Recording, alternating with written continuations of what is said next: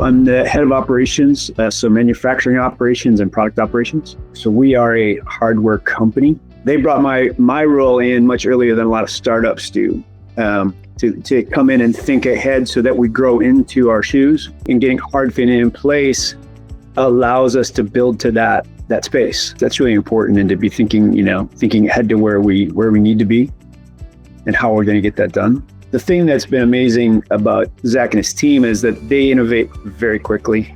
It's a weekly sprint where I'm getting updates. The code development that's been great. He's showing new capabilities. I'm showing him what we need, and he's aggregating a lot of feedback from a lot of other similar companies, which we also learn from. So we benefit. So it's symbiotic that way, in that, hey, this is what we're seeing, and he's getting that from a lot of other innovative companies. The combination of all that synergy is great, because he's like, hey, we're doing this for these other guys, and I'm looking at their case studies going, well, that's where I want to be. We're a couple of years behind in our journey, but hey, this might help us get there in a year.